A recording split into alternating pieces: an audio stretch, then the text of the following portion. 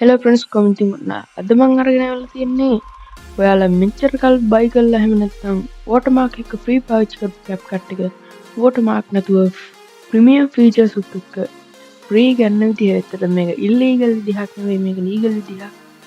ඒවාට බයි කරන්න පුළුවන් නම් CapCut එක අනිවාර්යෙන් බයි කරන්න. මොකද මේකේ සමහර ෆීචර්ස් අඩුයි.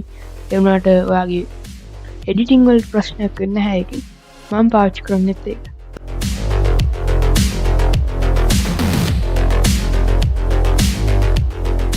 හරි ඉතින් වැඩි කරන්නේ අපි යමු අපේ වීඩියෝ.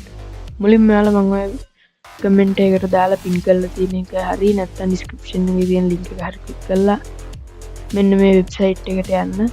ඊට පස්සේ මෙන්න එතන තියෙනවා ඔයාලට මේකෙන් කැමතිනම් ලේටස්ට් version එක ඩවුන්ලෝඩ් කරන්න පුළුවන්. එතන older versions කියන එක ක්ලික් කරන්න.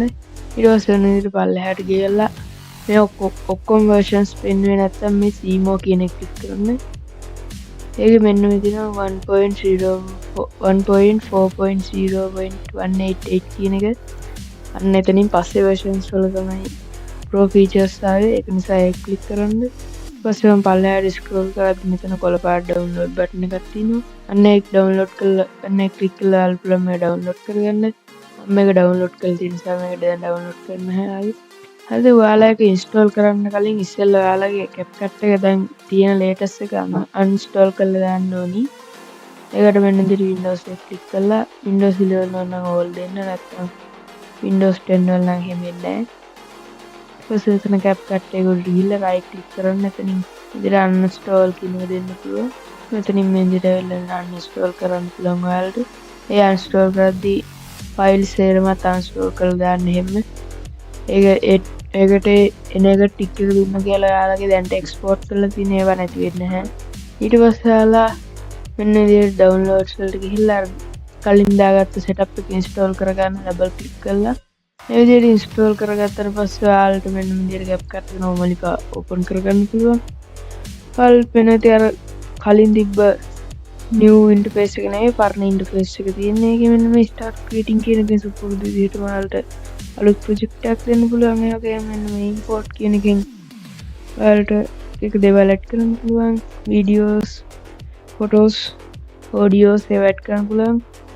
ඔයාලට පේනවා මෙතන යට කෙලව මෙන්න මේ bar එකේ තියෙන keys සමහර ඒවා අයින් වෙලා තියෙනවා. ඒ මොකද මේක පරණ version එකක් නිසා. ඒ වගේම ඔයාලට මේකේ audios, effects ඔයාලට පේනවා දැන් මේකේ pro ඒවා එකක්වත් නැහැ.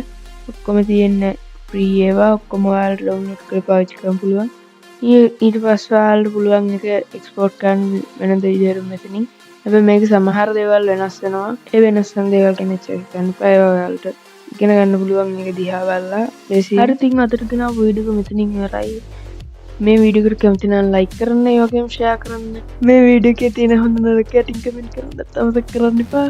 ඔයාලත් අවශ්‍ය නම් ඔයාලා ෆොටෝ ගිහිපි ස්ටයිල් එකට වෙනස් කරගන්න free මේ දැන් ඩිස්ප්ලේ එකේ වටන වීඩියෝ ක්ලික් කරලා ඒක බලන්න පුළුවන්.